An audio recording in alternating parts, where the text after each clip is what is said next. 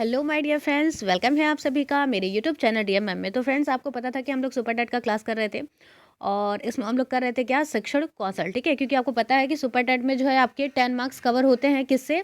10 marks cover होते हैं आपके शिक्षण कौशल से। ठीक है, और काफ़ी ईजी होता है ये। अगर आप इसको अच्छे से पढ़ लो तो क्या होता है ना कि आपका 10 नंबर कहीं नहीं जाएगा और 10 नंबर जो है वो आपके फिक्स हो जाएंगे। ठीक है, और मैं ये करा रही हूँ आपको किस, एक घटना चक्र से। ठीक है, उसी का ये सारा का सारा क्वेश्चन है, एग्जाम्स में आपसे पूछे जा सकते हैं। सारे चैप्टर का ये है जो आपका प्रैक्टिस सेट है।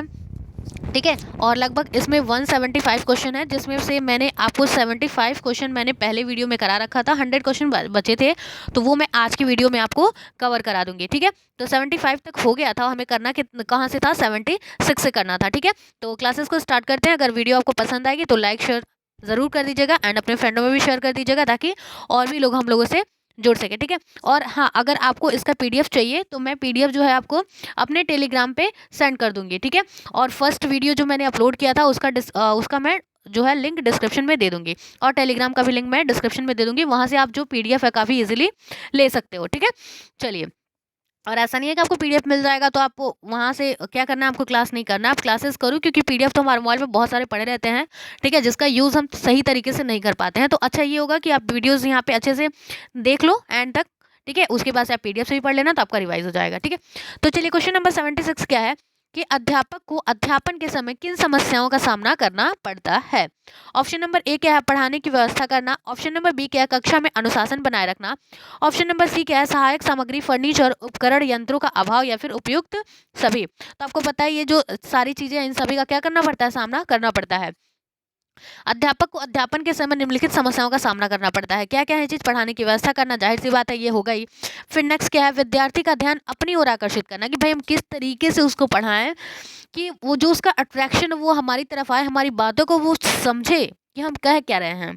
ठीक है, फिर क्या है, कक्षा में अनुशासन बनाए रखना, विद्यालय में संसाधनों, उपकरणों, सामग्री, रसायनों आदि का अभाव होना। ठीक है, फिर क्या है, कक्षा में विद्यार्थियों का देरी से आना।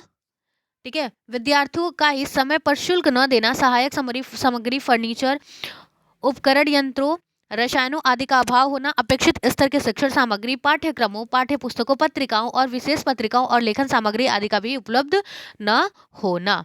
ठीक है, चलिए नेक्स्ट देख लेते हैं। 77 क्या है कि किस शैक्षिक मनोवैज्ञानिक ने सर्वप्रथम क्रियात्मक शोध शब्द का प्रयोग किया था। ठीक है, किसने किया था, ये किया था स्टीफन एम कोरे ने।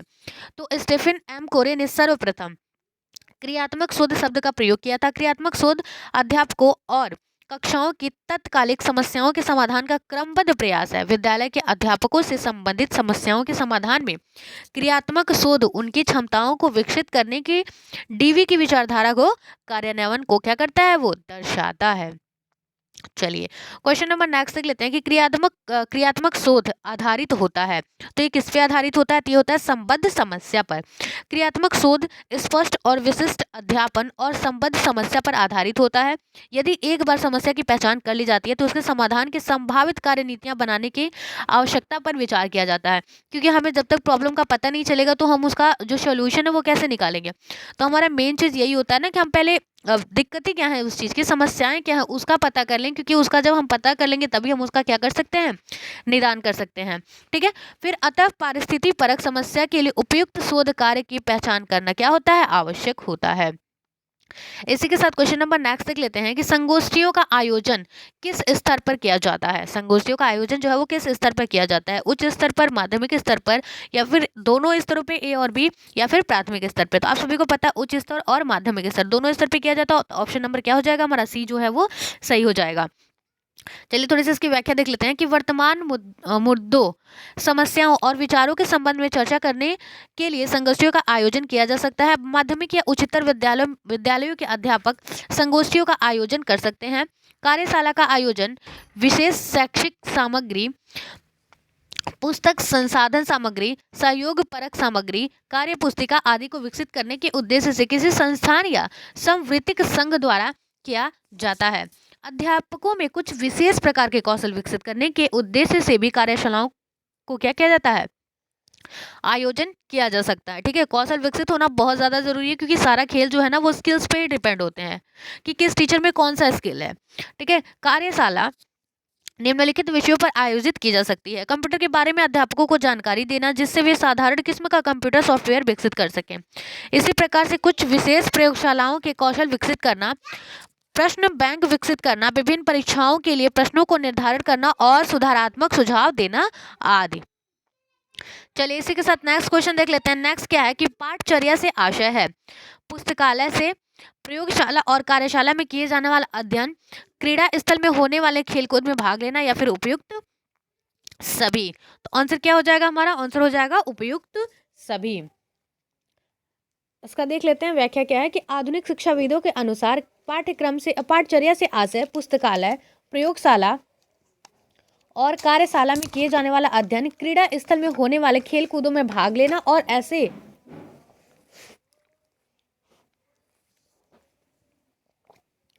स्थानों में अध्यापक और विद्यार्थी के बीच स्थापित होने वाले बहुमत से अनौपचारिक संबंधों में पाठ्य सहगामी कार्यकलाप भी शामिल है। इन्हें विद्यालय की पाठचर्या का भाग माना जाता है। ठीक है, चलिए नेक्स्ट देख लेते हैं। नेक्स्ट क्या हमारा पाठ्य सहगामी कार्यकलाप को कितने शीर्षक के अंतर्गत श्रेणीबद्ध किया जाता है? तो ये किया जाता है 7 भागों में। ठीक है, 7 शीर्षक के अंतर्गत श्रेणीबद्ध किया जाता है। ठीक है, पाठ्य सहगामी कार्यकलापों को 7 शीर्षकों के अंतर्गत श्रेणीबद्ध किया गया है।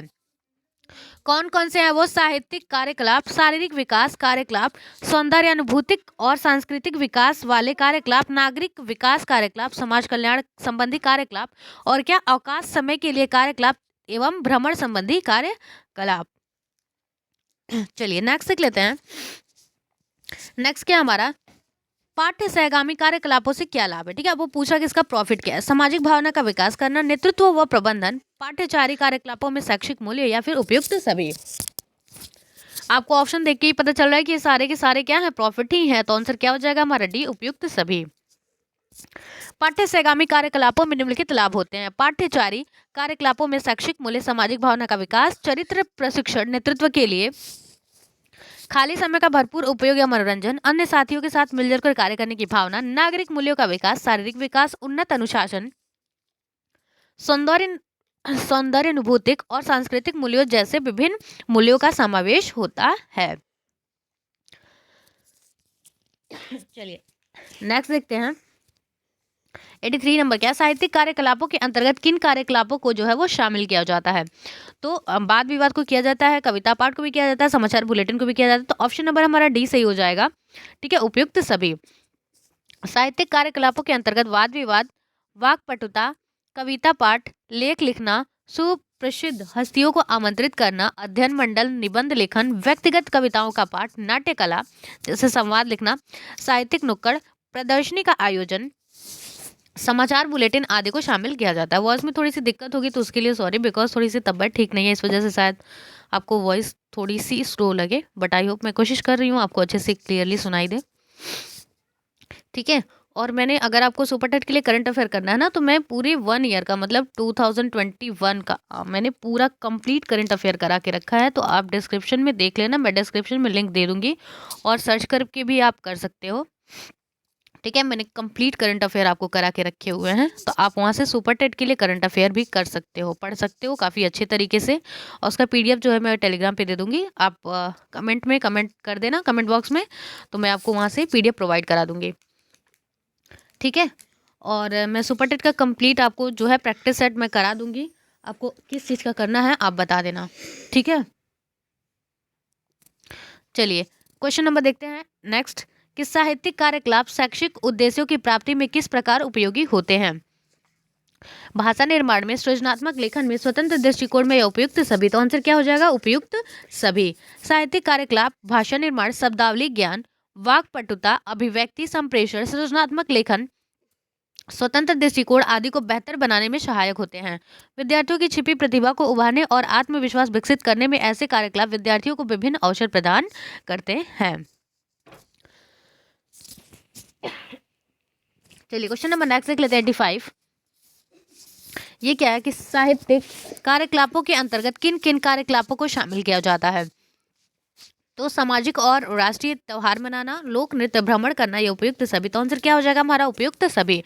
संस्कृति और परंपरा पर आधारित कार्यकलाप सांस्कृतिक कार्यकलाप कहलाते हैं, जैसे धार्मिक, सामाजिक और राष्ट्रीय त्योहार मनाना, लोक नृत्य, संगीत, नाटक, नृत्य, चित्रकला, पिकनिक, भ्रमण करना, फैंसी ड्रेस, मस्ती आदि का आयोजन। चलिए क्वेश्चन नंबर नेक्स्ट देख लेते हैं कि साहित्यिक कार्यकलाप के क्या उद्देश्य हैं। ठीक है, स्वतंत्र सोच विकसित करना, तो जी हाँ ये बिल्कुल सही है। नेक्स्ट क्या है? पूरक पाठ्य सामग्री में रुचि विकसित करना। नेक्स्ट क्या है? विषय वस्तु से संबंध लेखों को क्या करना? एकत्र करना, या फिर उपयुक्त सभी।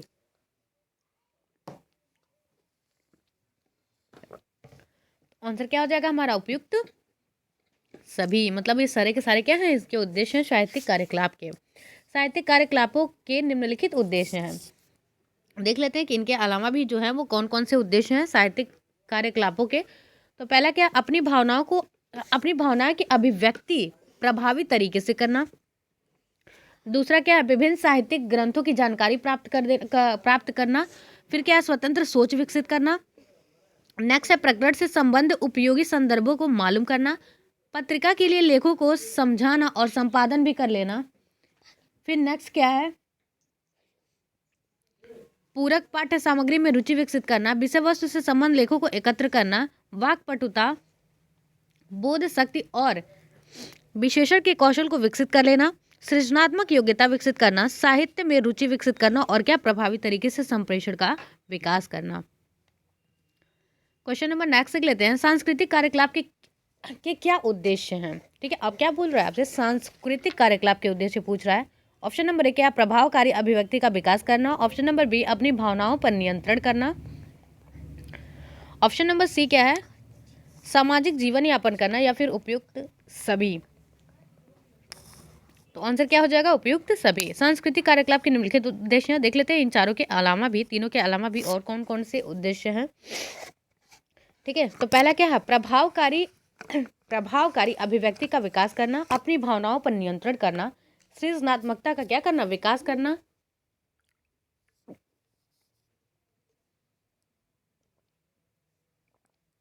खाली समय का भरपूर सदुपयोग करना, चरित्र निर्माण और व्यक्तित्व का विकास करना, फिर छिपी प्रतिभा का प्रदर्शन करना, सामाजिक जीवन यापन करना, राष्ट्रीय अखंडता का उन्नयन करना, अध्यापकों के साथ सहयोग और समन्वय करना, कोऑर्डिनेशन। ठीक है, फिर क्या है? विनियोजन और संगठन के कौशलों का क्या करना? विकास करना, अपनी संस्कृति और परंपराओं का ज्ञान और आदर करना।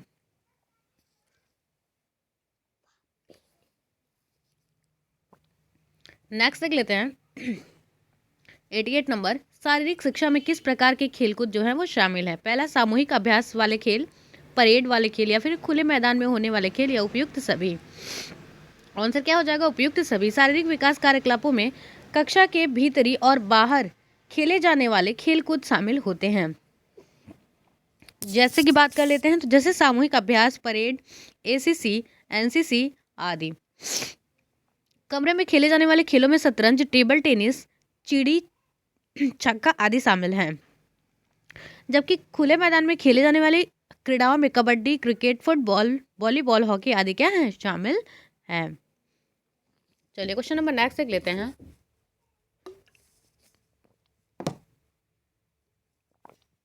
क्वेश्चन नंबर 89 है।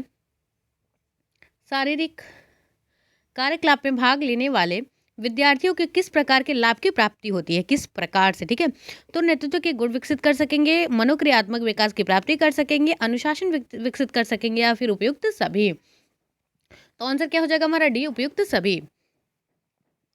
देख लेते हैं थोड़ी सी इसकी व्याख्या। शारीरिक कार्यकलापों में भाग लेने के बाद विद्यार्थी को निम्नलिखित प्रकार के लाभ की प्राप्ति होगी। कैसे? पहला, शारीरिक विकास की प्राप्ति कर सकेंगे,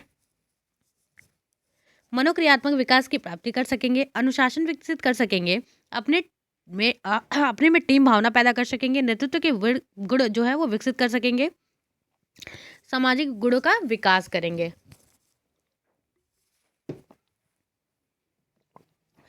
चलिए नेक्स्ट देख लेते हैं। थोड़ी दिक्कत हो रही होगी आपकी, क्योंकि मेरी थोड़ी तबीयत सही नहीं है, इस वजह से। चलिए क्वेश्चन नंबर 90 देख लेते हैं। क्वेश्चन नंबर 90 क्या है? विद्यालय में पाठ्य सहगामी कार्यकलापों के आयोजन में अध्यापक की भूमिका क्या है? पथ प्रदर्शक के रूप में, ये भी सही है। निदेशक के रूप में, बिल्कुल सही है। उपबोधक के रूप में, ये भी सही है। फिर आंसर क्या हो जाएगा हमारा? उपयुक्त सभी। विद्यालय में पाठ्य सहगामी कार्यकलापों के आयोजन में अध्यापक की भूमिका निम्नलिखित होती है। नियोजक के रूप में, पथ प्रदर्शक के रूप में, प्रवर्तक के रूप में, निदेशक और क्या निदेशक के रूप में, ये था नियोजन के रूप में। ठीक है, प्लानिंग जो हम करते हैं। आयोजक के रूप में, रिकॉर्डकर्ता और मूल्यांकनकर्ता के रूप में, प्रबंधक के रूप में, निर्णायक के रूप में, उपबोधक के रूप में, अभिप्रेरक के रूप में, संप्रेरक के रूप में तथा समन्वयक के रूप में।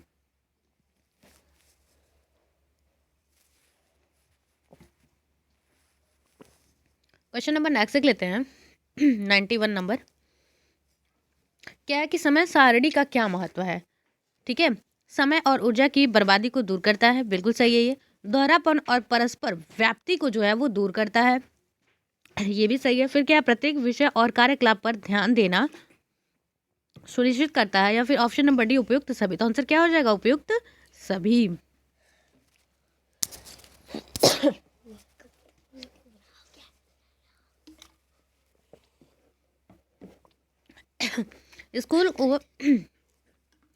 स्कूल को सुचारू ढंग से काम करने में,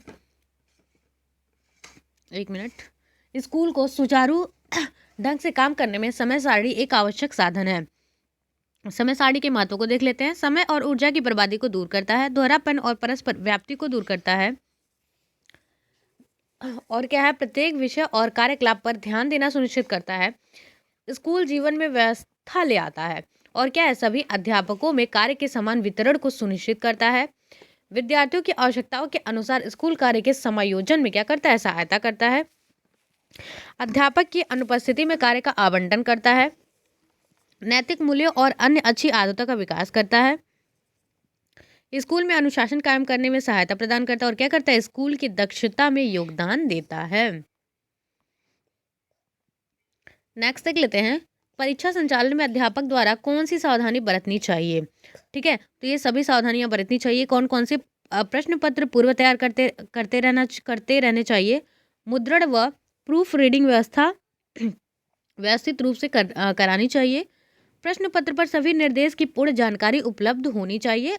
ठीक है, तो ये सभी क्या है? सावधानियां जो है वो बरतनी चाहिए।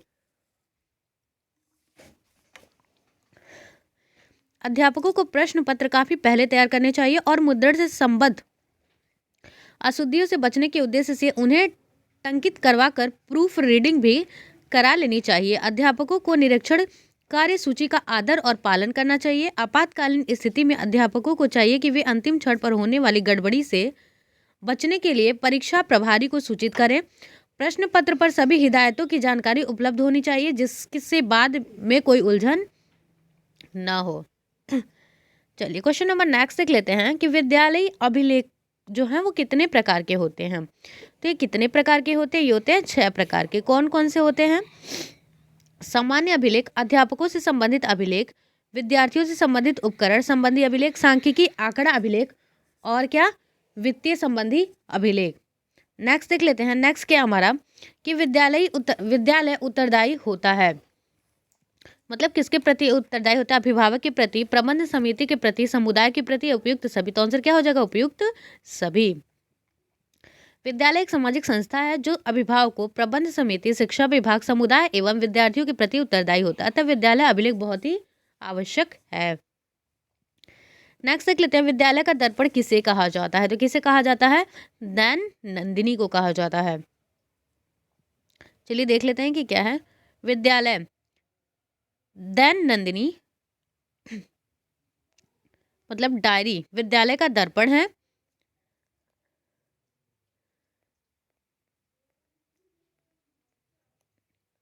एक मिनट, इस पर विद्यालय का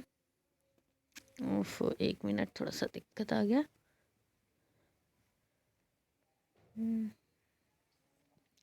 इस पर विद्यालय का प्रतीक चिन्ह तथा आदर्श वाक्य छपा है। ठीक है, इसमें पूरे वर्ष का कार्यक्रम भी दिया होता है।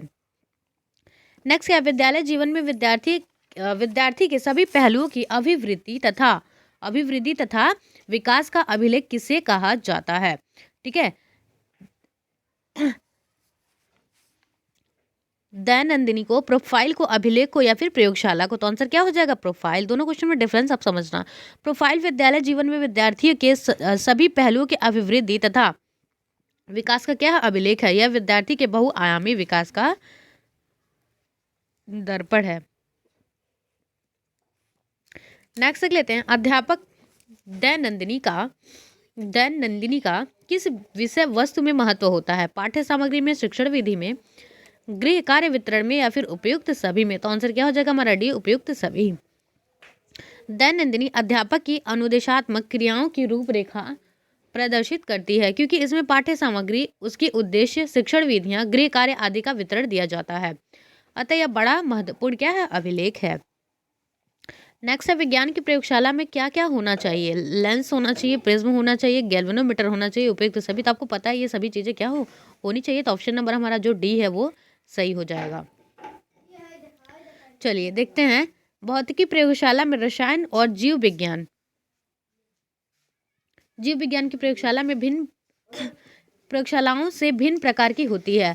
प्रायः रसायन प्रयोगशाला में रासायनिक पदार्थ और जीव विज्ञान प्रयोगशाला में सूक्ष्मदर्शी रखे होते हैं, जबकि भौतिक प्रयोगशाला में लेंस, दर्पण, प्रिज्म, वोल्टमीटर, गैल्वेनोमीटर, लोलक, वर्नियर कैलिपर्स आदि होते हैं। यंत्रों को रखने के लिए अलमारियां, कुछ अन्य यंत्रों के रखने या लटकाने के लिए पक्के स्थायी स्टैंड। ये सभी चीजें क्या होनी चाहिए?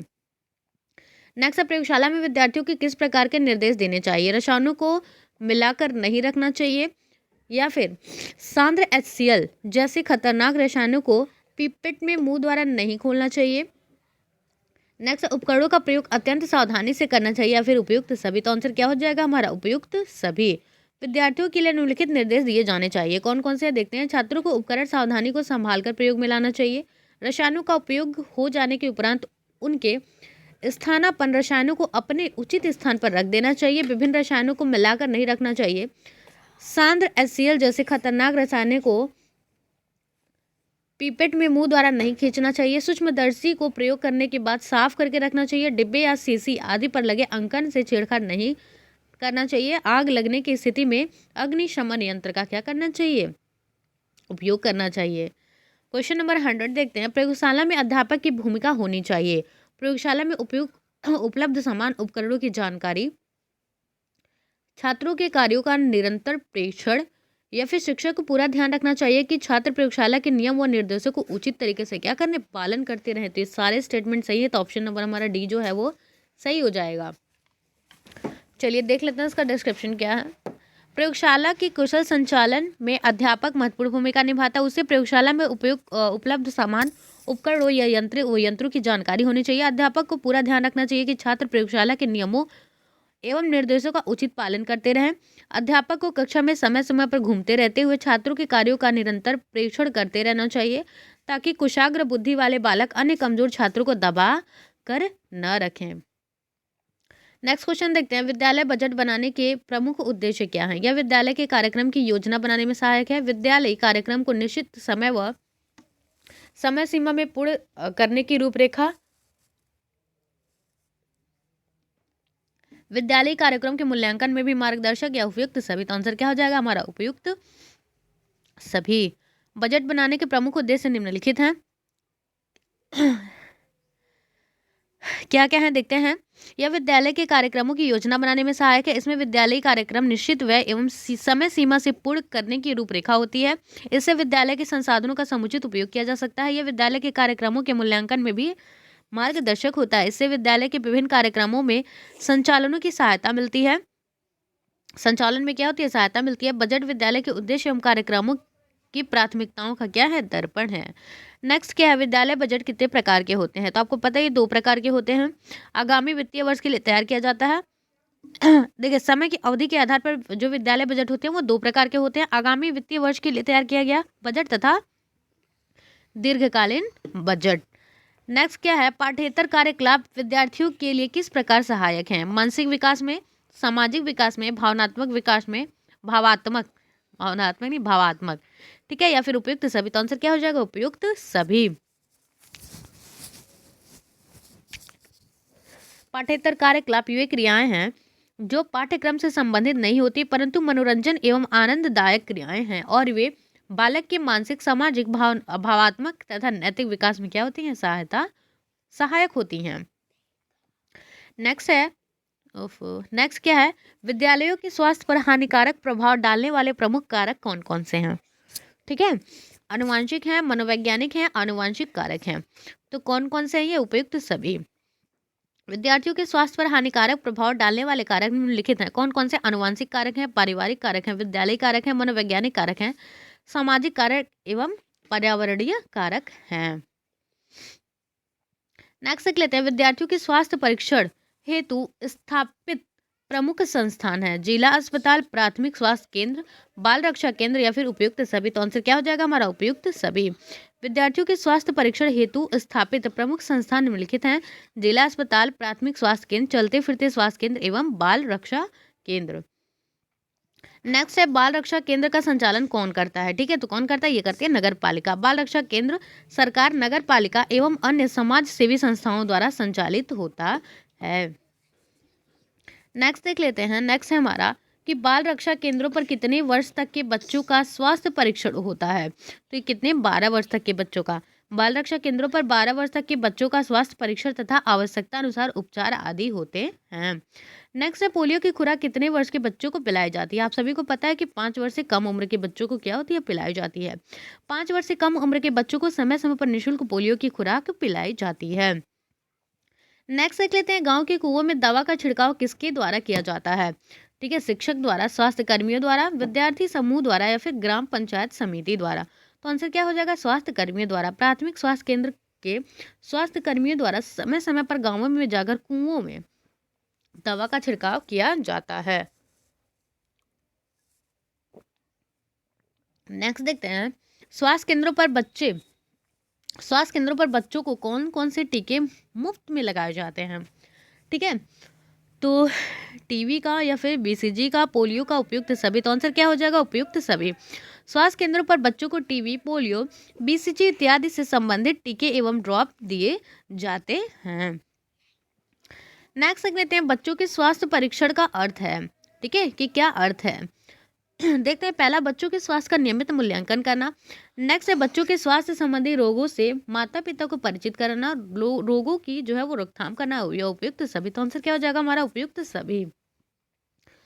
बच्चों के स्वास्थ्य परीक्षण का तात्पर्य उन सब कार्य प्रणाली से है जिनका उद्देश्य छात्रों, बच्चों के स्वास्थ्य का मूल्यांकन करना, स्वास्थ्य की सुरक्षा तथा उसे बनाए रखने के लिए छात्रों, बच्चों की का सहयोग प्राप्त करना, छात्रों, बच्चों के स्वास्थ्य संबंधी रोगों से माता पिता को परिचित कराना, रोगों की रोकथाम करना और उसका संभव उपचार करना आदि है।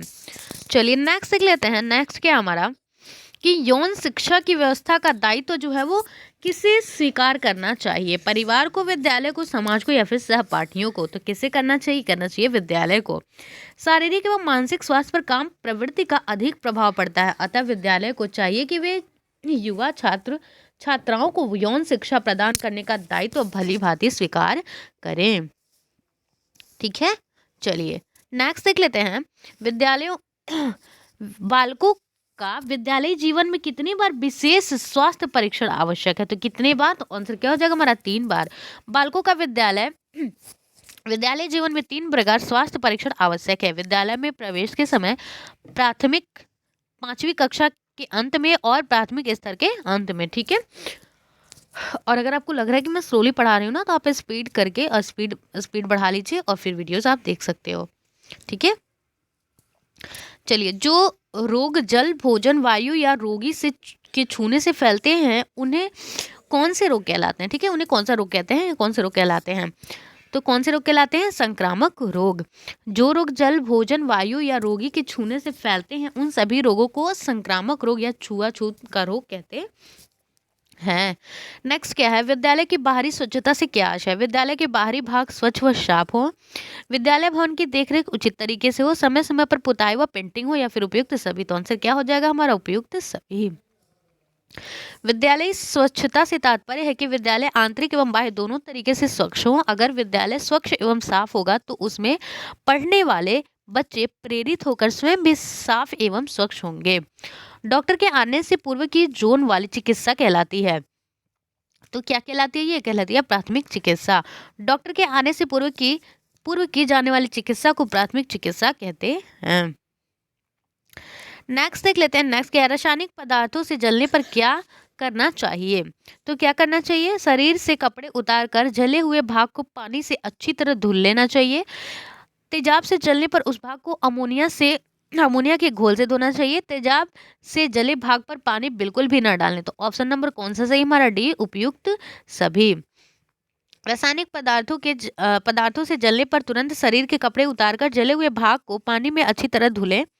तेजाब से जलने पर उस भाग को अमोनिया के घोल से धोएं, लेकिन वहां पानी बिल्कुल न डालें।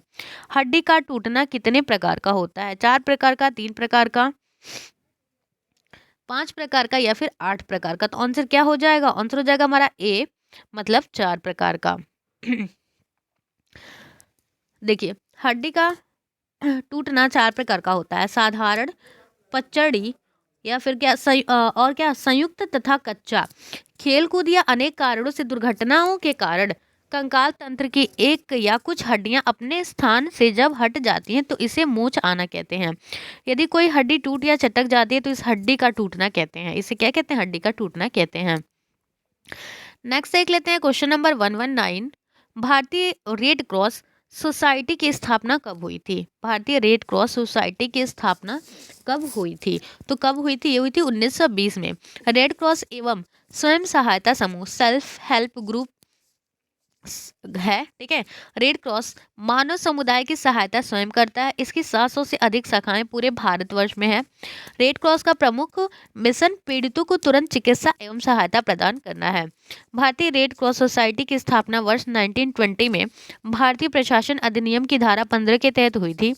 भारतीय रेड क्रॉस सोसाइटी का अध्यक्ष राष्ट्रपति और स्वास्थ्य मंत्री इसका कार्यकारी जो है वो अध्यक्ष होता है, तथा उपाध्यक्ष का चुनाव भारतीय रेड क्रॉस सोसाइटी की प्रबंध समिति के सदस्यों में से होता है, तथा राष्ट्रीय प्रबंध तंत्र में 19 सदस्य होते हैं। तो इसमें से आपसे कुछ भी क्वेश्चन बना के दे सकता है। तो आप ये जो चीज़ें हैं ना, इनको बहुत ध्यान से पढ़ो कि मैं क्या बोल रही हूँ। आप चाहो तो इसका स्क्रीनशॉट भी ले लो, या पीडीएफ में जो है वो टेलीग्राम पे सेंड कर दूंगी। तो आप मेरे टेलीग्राम से जुड़ जाना, मैं डिस्क्रिप्शन में टेलीग्राम का लिंक आपको दे दूंगी, ठीक है। चलिए क्वेश्चन नंबर नेक्स्ट देख लेते हैं। 120 क्वेश्चन क्या कह रहा है कि WM हेली किससे संबंधित है? एनसीसी से, रेड क्रॉस से, राष्ट्रीय सेवा योजना से, या फिर नेहरू युवा केंद्र से? तो आंसर क्या हो जाएगा? रेड क्रॉस से। Sir William McCullum Haley red cross के वर्ष 1920 से 1930 तक क्या चेयरमैन रहे। नेक्स्ट क्या हमारा कि रेड क्रॉस के प्रारंभिक नियमों की संख्या है कितनी है फ्रेंड्स? तो ये है 7, ठीक है।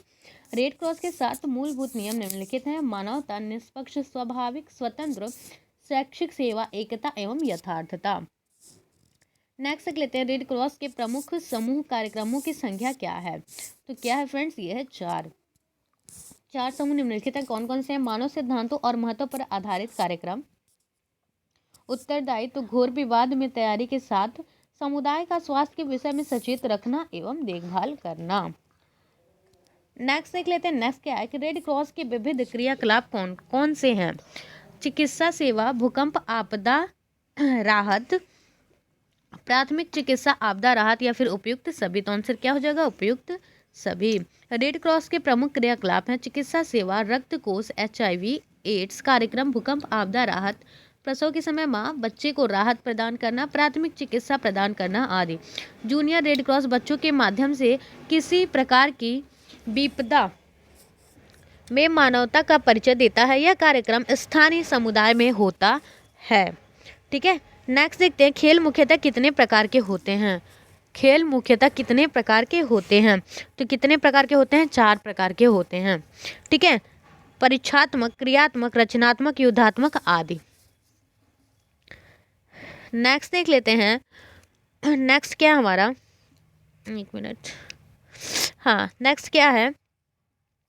वह प्रक्रिया जिसके द्वारा मनुष्य शारीरिक, मानसिक, बौद्धिक एवं आध्यात्मिक परिपक्वता को प्राप्त करता है कहलाती है। तो क्या कहलाती है? ये कहलाती है योग, ठीक है। ऑप्शन नंबर बी हमारा सही हो जाएगा।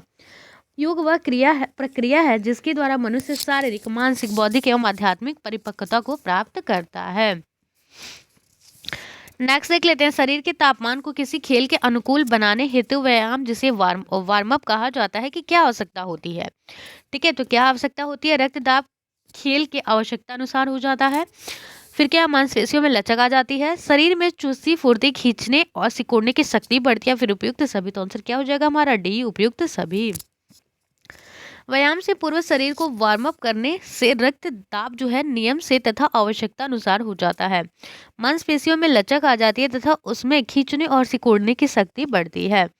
नेक्स्ट देख लेते हैं, लंबी छलांग के लिए महत्वपूर्ण बातें कौन कौन सी हैं। तो कौन कौन सी हैं, रफ्तार, लचीलापन, कद, उपयुक्त सभी, तो आंसर क्या हो जाएगा हमारा उपयुक्त सभी। लंबी कूद के संबंध में सबसे महत्वपूर्ण बातें हैं रफ्तार, लचीलापन, कद और इसका इन सबका क्या, तालमेल।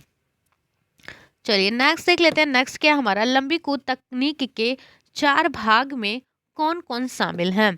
तो कौन कौन से शामिल हैं, पहुंच, उछाल, उड़ान व जमीन पर आना, उपयुक्त सभी, तो आंसर क्या हो जाएगा हमारा डी, उपयुक्त सभी। लंबी कूद की तकनीकी को 4 भागों में बांटा जा सकता है, पहुंच, उछाल, उड़ान एवं जमीन पर आना। पीटी, हाथ पैर धड़ का एक सर्वोत्तम व्यायाम है।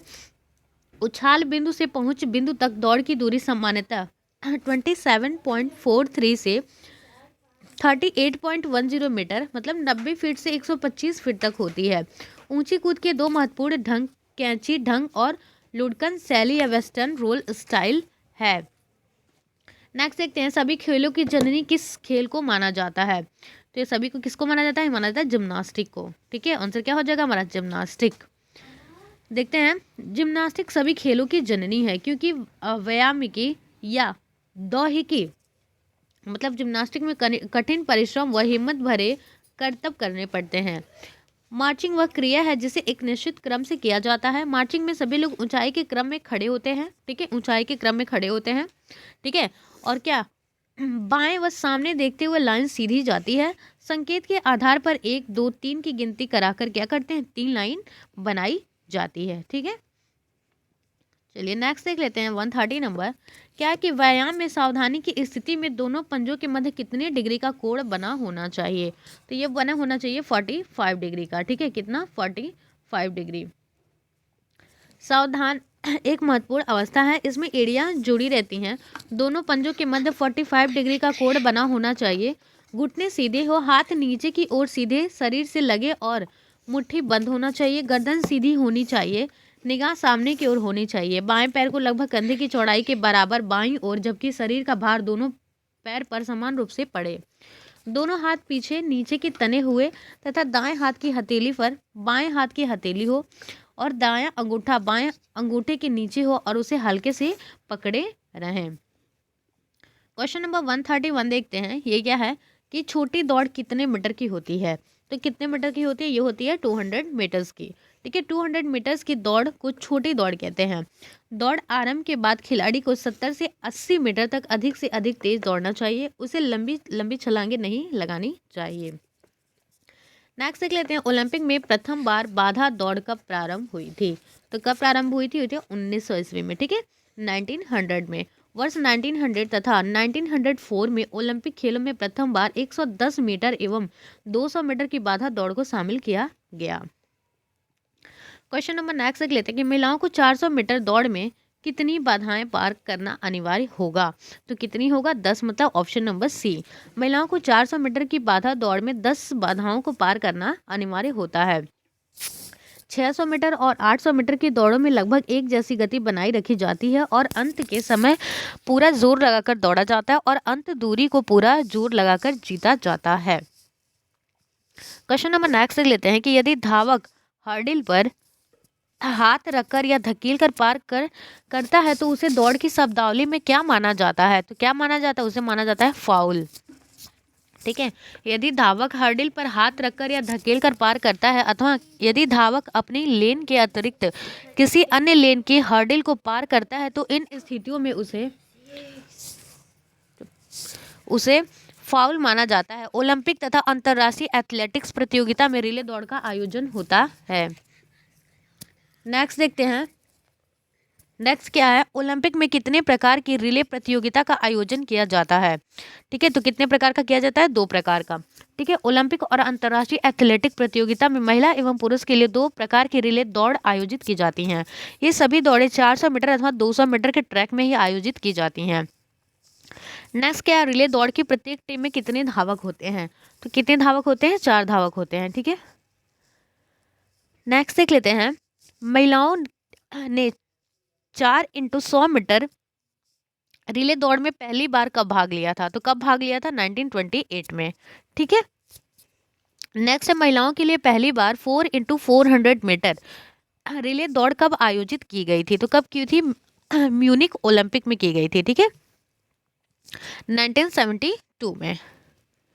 चलिए इसी के साथ नेक्स्ट देख लेते हैं। नेक्स्ट क्या है कि ध्यान से तात्पर्य है, ध्यान से जो है वो तात्पर्य क्या है, एकाग्र चिंतन, शांत चिंतन मनन करना या फिर उपयुक्त सभी। तो आंसर क्या हो जाएगा, उपयुक्त सभी।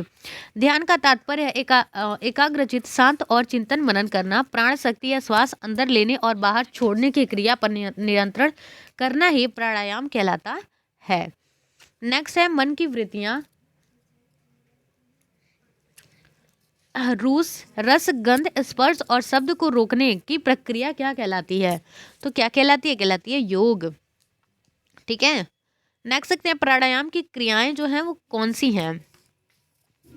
तो कौन सी हैं, आंसर क्या हो जाएगा हमारा, भस्त्रिका प्राणायाम, अनुलोम विलोम, भ्रामरी प्राणायाम। तो आंसर क्या हो जाएगा, उपयुक्त सभी। प्राणायाम की मुख्य रूप से निम्नलिखित क्रियाएं हैं, भस्त्रिका प्राणायाम, कपालभाति प्राणायाम, अनुलोम विलोम, भ्रामरी और क्या, उद्गीत प्राणायाम। ठीक है, शांति से किसी भी आसन में बैठकर श्वास को सामान्य तरीके से अंदर आने दें, सामान्य अवधि तक श्वास को अंदर आने दें तथा जोर से श्वास को बाहर निकालने के समय पेट को अंदर करें। कपालभाति प्राणायाम से कब्ज की शिकायत दूर हो जाती है। तो जिन्हें भी अगर कब्ज की समस्याएं हैं तो वो क्या करें, वो कपालभाति करें। नेक्स्ट देख लेते हैं, नेक्स्ट क्या हमारा कि गठिया रोग में कौन सा प्राणायाम लाभदायक होता है।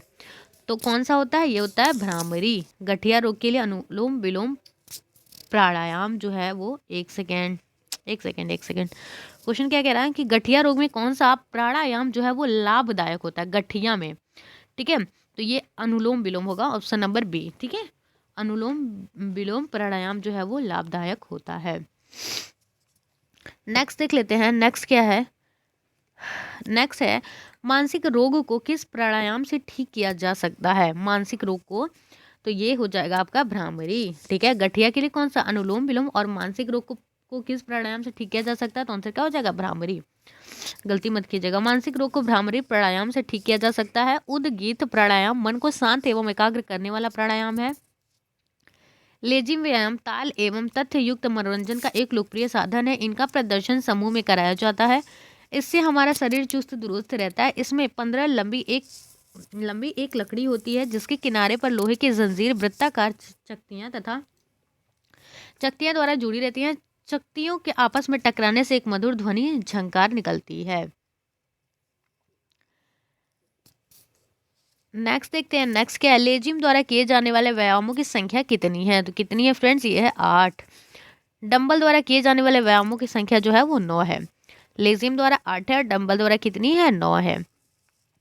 नेक्स्ट देख लेते हैं, प्राथमिक या पूर्व माध्यमिक स्तर पर बच्चों को कितने भार का गोला सर्वप्रथम देना उपयुक्त होगा। तो आंसर क्या हो जाएगा, 3.63 किग्रा। ठीक है, अर्थात 8 पाउंड वाला गोला ही सर्वप्रथम उपलब्ध कराया जाता है। नेक्स्ट देख लेते हैं, एक व्यक्ति को गोला फेंकने के कितने अवसर मिलने चाहिए। ठीक है, तो कितने अवसर मिलने चाहिए, 3। गोला फेंकने के लिए वृत्त का व्यास जो है 2.135 मीटर मतलब 7 फीट होना चाहिए। डिस्कस थ्रो स्पर्धा ओलंपिक कब प्रारंभ हुई। तो ये कब प्रारंभ हुई, 1869 में। ठीक है, डिस्कस थ्रो की स्पर्धा को 1896 के प्रथम आधुनिक ओलंपिक में भी शामिल किया गया था। तब से यह स्पर्धा ओलंपिक और अंतर्राष्ट्रीय प्रतियोगिताओं में निरंतर आयोजित की जाती रही है। डिस्कस थ्रो का विश्व कीर्तिमान पुरुष वर्ग में जर्मनी के जुएरगन सुल्ट के नाम है। इन्होंने 74.08 मीटर थ्रो करके विश्व रिकॉर्ड बनाया। स्पीड नए सीखने वाले खिलाड़ियों का एक उत्तम तरीका है, क्योंकि इस विधि से डिस्क पर नियंत्रण अच्छा रहता है। इस ग्रिप में डिस्कस का केंद्रीय भाग हथेली से चिपका रहता है। नेक्स्ट देख लेते हैं, अच्छे शिक्षक के प्रमुख गुण जो हैं वो कौन कौन से हैं। गतिविधियों के निर्माण की क्षमता। ऑप्शन नंबर बी, स्पष्ट निर्देशों एवं बच्चों की मानसिक क्षमता पहचानना। निरंतर सीखने वाला एवं विषय वस्तु का पर्याप्त ज्ञान या उपयुक्त सभी। तो आंसर क्या हो जाएगा, उपयुक्त सभी। अच्छे शिक्षक के गुण निम्नलिखित है। गतिविधियों के निर्माण की क्षमता, स्पष्ट निर्देश, बच्चे की मानसिक क्षमता पहचानना, निरंतर सीखने वाला, विषय वस्तु का पर्याप्त ज्ञान आदि। नेक्स्ट देख लेते हैं, थॉर्नडाइक द्वारा प्रतिपादित सीखने का मुख्य नियम है, क्या है। तत्परता का नियम उन्होंने ही दिया, अभ्यास का नियम भी उन्हीं का है, प्रभाव का नियम भी उन्हीं का है, तो उपयुक्त सभी हो जाएगा। E.L. थॉर्नडाइक द्वारा प्रतिपादित सीखने के मुख्य नियम निम्नलिखित हैं। तत्परता का नियम, अभ्यास का नियम एवं परिणाम का नियम, प्रभाव का नियम, संतोष का नियम। नेक्स्ट देख लेते हैं, थॉर्नडाइक ने उपयोग का नियम एवं अनुप्रयोग का नियम किसे कहा है। तो किसे कहा है, तो अभ्यास से सीखने के नियम को उपयोग का नियम एवं बिना अभ्यास के सीखने को अनुप्रयोग का नियम। नेक्स्ट, अभ्यास से सीखने के नियम को अनुप्रयोग का नियम एवं बिना अभ्यास के सीखने को उपयोग का नियम, या फिर सी क्या हो जाएगा, ए व बी दोनों, या फिर उपयुक्त सभी। उपयुक्त में से कोई नहीं, ऑप्शन नंबर डी कह रहा है, तो ऑप्शन क्या हो जाएगा हमारा, ए हो जाएगा। थॉर्नडाइक के उपयोग का नियम एवं अनुप्रयोग का नियम किससे कहते हैं, तो अभ्यास से सीखने के नियम को उपयोग का नियम एवं बिना अभ्यास के सीखने को अनुप्रयोग का नियम कहते हैं। ऑप्शन नंबर जो है हमारा ए हो जाएगा सही। ठीक है, थॉर्नडाइक के अभ्यास से सीखने के नियम को उपयोग का नियम मतलब लॉ ऑफ यूज, और बिना अभ्यास के सीखने के नियम को अनुप्रयोग का नियम मतलब लॉ ऑफ डिस्कस कहा जाता है।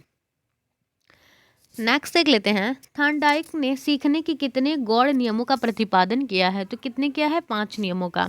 थॉर्नडाइक ने सीखने के 5 गौड़ नियमों का प्रतिपादन किया है, जो इस प्रकार है। मनोवृत्ति का नियम, बहु अनुक्रिया का नियम, आंशिक क्रिया का नियम, अनुरूपता का नियम एवं संबंधित परिवर्तन का नियम। नेक्स्ट देख लेते हैं, संबंधित परिवर्तन के नियम को और क्या कहा जाता है, तो ये कहा जाता है साहचर्य परिवर्तन का नियम। ठीक है, नेक्स्ट देख लेते हैं, सीखने के नियम का शैक्षिक महत्व है। उद्देश्यों की स्पष्टता, उपयुक्त ज्ञान एवं क्रिया का चयन, ये बिल्कुल सही है। नेक्स्ट, अभ्यास एवं तत्परता जागृत करना, ये भी सही है। स्वक्रिया पर बल एवं अनुभव स्थानांतरण, ये भी सही है, या फिर उपयुक्त डी। तो आंसर क्या हो जाएगा हमारा, उपयुक्त डी। ये सभी जो है वो शैक्षिक महत्व हैं।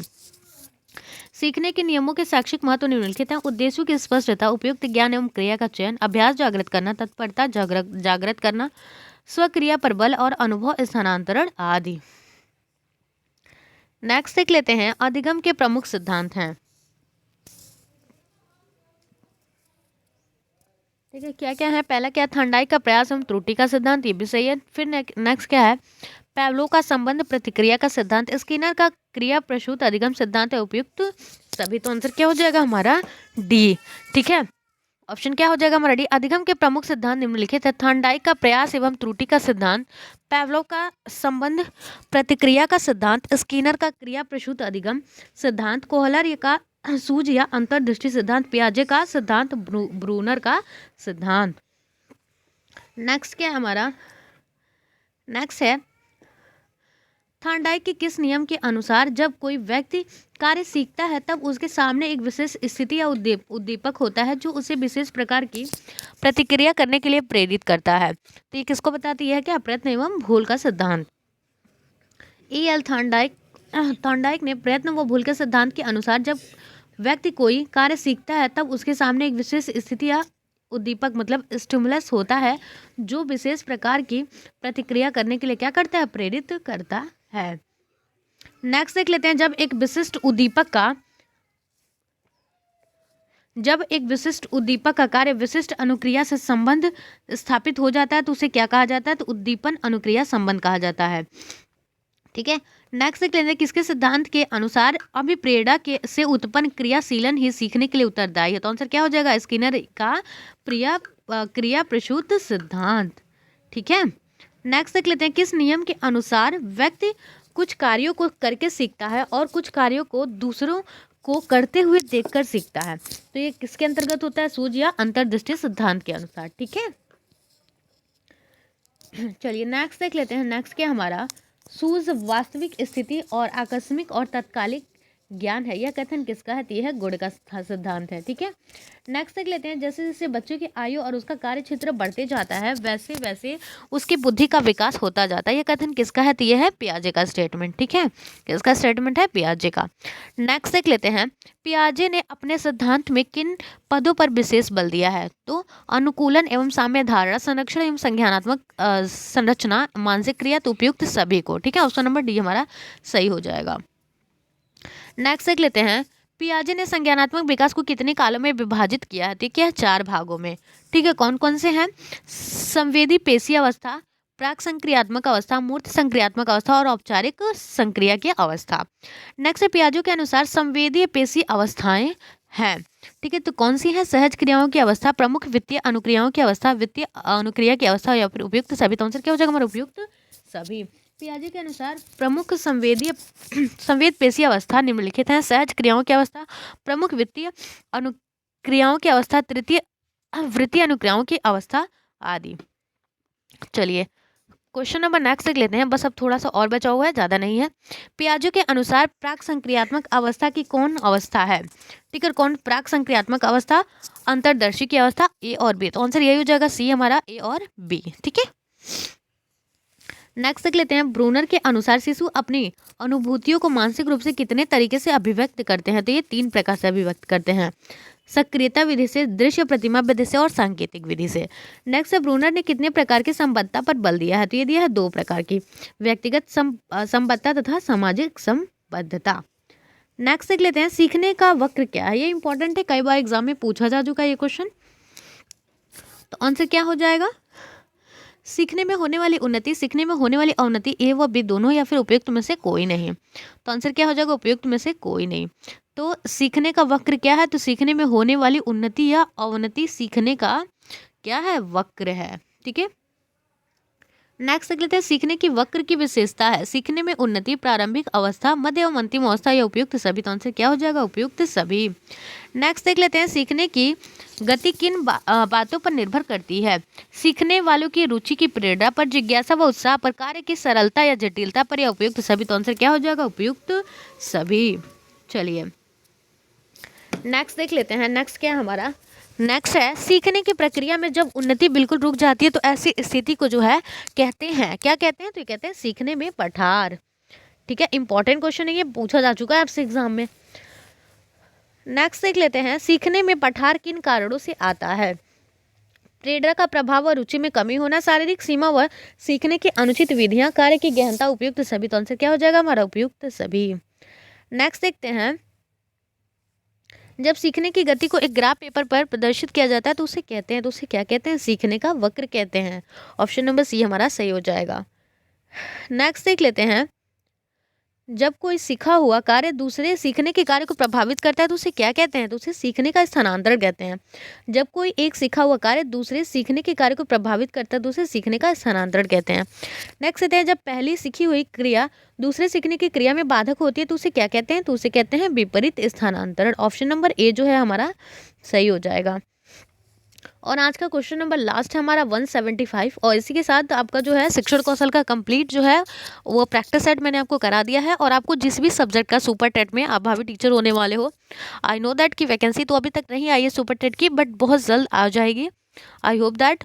ठीक है, तो आपको अपनी तैयारी जो है वो कंप्लीट रखनी है। और आपको किस सब्जेक्ट पे, कौन से टॉपिक पे आपको क्लासेस चाहिए, आप कमेंट बॉक्स में करोगे तो मैं आपको वो क्लासेस अवेलेबल करा दूंगी। ओके, तो क्वेश्चन नंबर आज का लास्ट देखते हैं। और पीडीएफ चाहिए तो आप मेरे टेलीग्राम से जरूर जुड़ना, मैं आपको वहाँ पीडीएफ जो है वो शेयर कर दूंगी।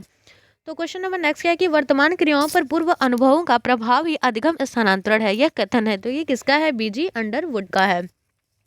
ठीक है, बीजी अंडरवुड के अनुसार वर्तमान क्रियाओं पर पूर्व अनुभवों का प्रभाव ही अधिगम स्थानांतरण है। ठीक है, तो इसी के साथ आज का हमारा जो क्लासेस है वो खत्म हो गया। आपको करना क्या है? आपको वीडियो को लाइक कर देना है, ठीक है, और शेयर करना है।